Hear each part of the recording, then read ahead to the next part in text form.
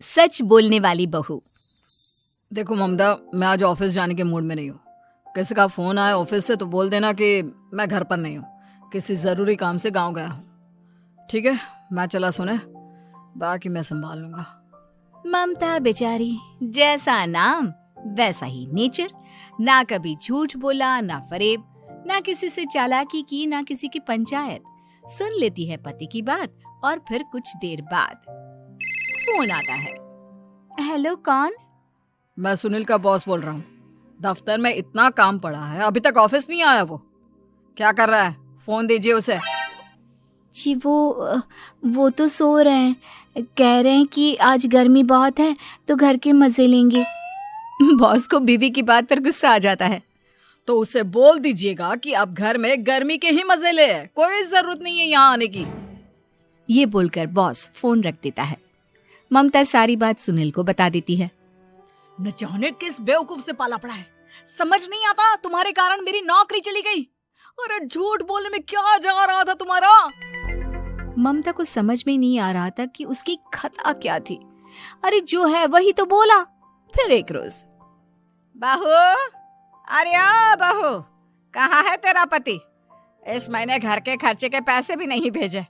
क्यों, माँ बाप की फिक्र खत्म हो गई है क्या उसे? पाए लागू माँ जी, वो ये बोल रहे थे कि माँ को क्या है, घर का राशन, खेत का पैसा, मवेशी का दूध, फिर भी न जाने क्यों मेरे सर पर भार देकर बैठी है। तभी सुनील ममता के मुंह पर हाथ रख देता है। क्या रे कलमुँह है, हटा बहू के मुंह से हाथ। अरे क्या क्या बोलता है तू? वो तो इसकी झूठ बोलने की आदत नहीं है, इसलिए पता चल रहा है। देख मेरी सास कितनी शरीफ है। हाँ, तेरी माँ तो मोहल्ले की बदमाश है ना, और तेरी सास शरीफ है। बेटा ममता को देखता है और गुस्से से बोलता है। अब खड़ी खड़ी देख क्या रही हो? और भी कुछ कहना है क्या? माँ आई है ना, जाकर छाछ ले आ ठंडी वाली। ममता अंदर चली जाती है। माँ, इसके सच बोलने की आदत के कारण मेरी नौकरी जाते जाते रह गई। वो तो मैंने अगले दिन जाकर पैर पकड़ लिए मालिक के। नहीं तो सब जानता है बहू की आदत नहीं है झूठ बोलने की, तो तू शांत क्यों नहीं रहता? क्यों उसे झूठ बोलने को बोलता है? फिर एक रोज, बहू, जा अपनी पड़ोसन के पास और उससे बोल कि वो लाल वाली साड़ी जो उसने नए साल की पार्टी में पहनी थी, तुझे वो चाहिए। ना माँ जी, मुझे नहीं चाहिए। वैसे भी कल जिस शादी में जाना है ना, वहाँ के लिए तो मेरे पास काली साड़ी है। सास सर पर हाथ रखकर, अरे बुद्धू, मुझे चाहिए साड़ी। वैसे भी तुम लोगों में तो साड़ी का लेन देन चलता है ना, तेरी भी तो उसने पहनी थी ना। हाँ माँ जी, वो क्या है ना, हम दोनों के कपड़े एक दूसरे को आ जाते हैं। मैं ले आती हूँ आपके लिए साड़ी। बहू पड़ोसन के पास जाती है। कैसी हो निर्मला, तेरी लाल साड़ी चाहिए थी। क्यों? तू तो बोल रही थी कि तेरे पास काली वाली साड़ी है, तू वही पहनेगी, फिर लाल का क्या करेगी? अरे मैं तो काली ही पहनूंगी, लेकिन मेरी सास ने देखी थी तेरी लाल साड़ी, वो नए साल की पार्टी में तूने पहनी थी ना, तो इसलिए वो मांग रही है। ये सुनकर पड़ोसन थोड़ा परेशान हो जाती है।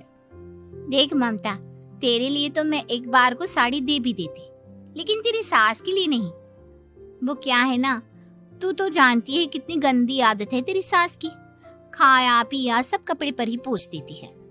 मेरी लाल साड़ी बहुत महंगी वाली है, पता चले उस पर हल्दी तेल का निशान लगा हो। ममता घर आ जाती है खाली हाथ, ममता को देखकर। नहीं दी ना उस कलूटी ने साड़ी, अब आए तुझसे लेने तेरा सामान, अच्छे से बताती हूँ। माँ जी, वो क्या है ना, मुझे तो वो दे रही थी, लेकिन आपके नाम पर नहीं दी। अरे किसने बोला था मेरा नाम लेने को? बोल देती तुझे पहनना है, लेकिन ना, तू तो ठहरी सच की देवी। न जाने सास क्या सोचती है और हंसने लगती है। अरे माँ, क्या हो गया? क्या सोचकर हंस रही है? याद है जब बहू को देखने गए थे? हाँ बस सही बात है। याद आ गया कैसे मेरी सास बाजार के खाने को बोल रही थी कि ममता ने बनाया है। और बहू ने आकर सब बता दिया कि ये सारा खाना तो बाजार से आया है, वो भी कल्लू हलवाई की दुकान से। ममता दोनों की बात सुन रही थी। हाँ माँ जी, वो कल्लू हलवाई का ही था। मुझे तो आज तक पता नहीं चला कि माँ ने क्यों कहा कि मैंने बनाया है। खैर, मैं तैयार होती हूँ, शादी में जाना है ना। पूरा परिवार शादी में जाता है, जहाँ खाना वाना खाकर सभी बैठे होते हैं कि एक औरत ममता की सास से कहती है, क्या बात है बहन जी, मेरी आपकी बात हुई थी तो आप तो बोल रही थी कि लाल साड़ी पहनने वाली हैं, तो मैंने ये काली पहन ली। पता होता कि आप लाल नहीं पहन रही हैं तो मैं ही अपनी लाल पहनाती। अच्छा जी, तो इसलिए पूछा जा रहा था। अरे इतनी साड़ियां हैं कि क्या बताऊं। मैंने सोचा तो था, पर ये सामने दिख गई तो यही पहन लिया। अच्छा, मेरी तो तैयारी काफी दिन से चल रही थी, फिर भी आज ऐसा लग रहा है कि ठीक से तैयार नहीं हुई मैं। तभी आ जाती है हमारी सच्ची बहू, ममता बहू। आंटी जी, वो क्या है ना, पड़ोसन की लाल साड़ी माँ जी को पहननी थी, लेकिन आप तो जानती है माँ जी की आदत, सारा खाया पिया कपड़ों पर ही पोंछ देती है, तो उसने साड़ी देने से ना ऐन वक्त पर मना कर दिया, तो अब इन्होंने ना मेरी साड़ी पहनी है। औरत ममता की सास को घूरती है, अरे मांग कर ही साड़ी पहननी थी क्या? हम जैसे तो खुद की ही साड़ी पहनते हैं, चलो चलते हैं। सास का गुस्सा अब ममता पर फूट पड़ता है। अरे क्या जरूरत थी ये बात सबसे कहने की? अरे घर की इज्जत का कोई ख्याल है कि नहीं तुझे? हाँ, मैंने क्या बोल दिया माँ जी? मुझे क्यों डांट रही है? मेरी गलती क्या है? ममता को रोता देख सुनील आ जाता है। अरे माँ, क्या हो गया? पता है ना शादी का माहौल है। सास सारी बात बेटे को बता देती है। देख रहा है तेरी बहू का हाल। अरे इस लड़की को तो ये भी नहीं पता कि कब कहाँ क्या कैसे बोलना है। अरे लेकर जा इसे यहाँ से। सभी घर आ जाते हैं। सास का मुंह तो फूला ही रहता है कि एक दिन, चलो बेटा, बहुत दिन तुम लोगों के साथ रह ली, अब चलो। वैसे भी ऐसी बहू के साथ समय कैसे कटे, जो ना झूठ बोलती है ना लोगों की चुगली करती है। अरे गांव में ही ठीक हूँ मैं, कम से कम 4 घर की खबर तो मिलती रहती है, वो भी मसाला डालकर। कैसी बात कर रही है माँ? अभी तो आई है, रह जाना, कितना अच्छा लगता है तेरे रहने से घर। तभी ममता आ जाती है। अच्छा लगता है, लेकिन आप तो बोल रहे थे कि न जाने कब तक रुकेगी, जाने का नाम ही नहीं ले रही। जाए तो कम से कम घर में थोड़ा सा फ्री सा तो फील करूं, यही बोल रहे थे कल माँ जी आपके लिए। सास बेटे को देखती है, लेकिन क्या कहती बेचारी, जब अपना ही सिक्का खोटा हो। चली जाती है चुपचाप गांव। फिर एक रोज घर की घंटी बजती है। सामने खड़ा होता है सुनील का बॉस। सुनील है क्या घर में? वो क्या ना, मैं यहाँ से गुजर रहा था तो सोचा थोड़ा ऑफिस का काम डिस्कस कर लूं। ममता कुछ कहती कि तभी वहां सुनील आ जाता है। अरे बॉस, आप आइए आइए। क्या बात है, घर तो बहुत सुंदर है। वैसे भाभी जी, आपकी खूब बातें सुनी है कि आप कभी झूठ नहीं बोलती।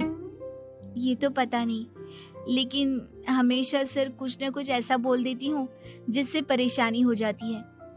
मैं ऐसा नहीं चाहती, लेकिन क्या करूँ। खैर, बॉस कुछ देर रुकता है, काम की बात होती है। ममता के साथ सब चाय पीते हैं और जैसे ही बॉस जाने को मुड़ता है कि क्या जी, कितने नेक इंसान है, फालतू ही आप खड़ूस और निकम्मा बोलते हैं इन बॉस को।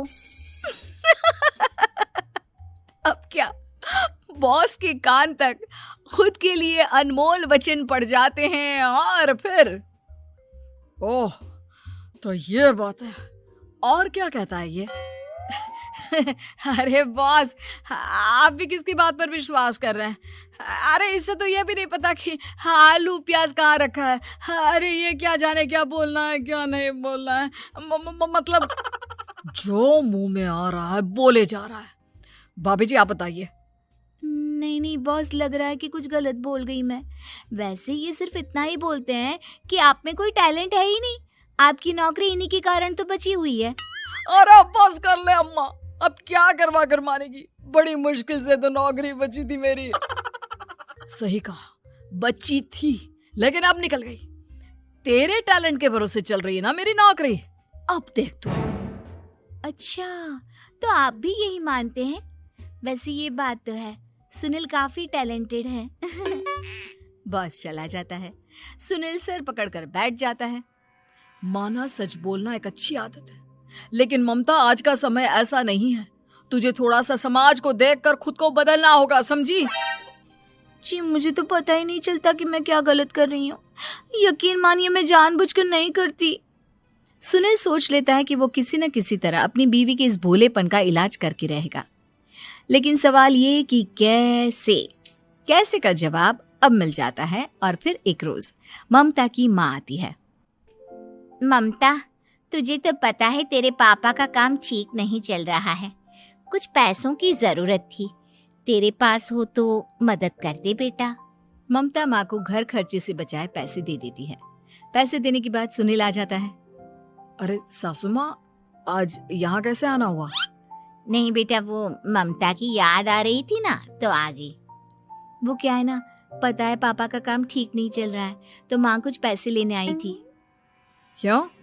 यहाँ क्या पैसे का पेड़ उगा है? अरे कौन सी माँ अपनी बेटी के ससुराल का खाती है? कोई जरूरत नहीं है पैसे देने की। वापस कर दो माँ जी पैसे और निकलो यहाँ से। आगे से यहाँ पैसे लेने नहीं आना। सुनील ये बोलकर निकल जाता है। उसके जाने के बाद, बेटा ममता, तूने मेरी बेइज्जती कराने के लिए यहाँ बुलाया था क्या? अरे छोटा सा झूठ बोल देती तो तेरी माँ की इज्जत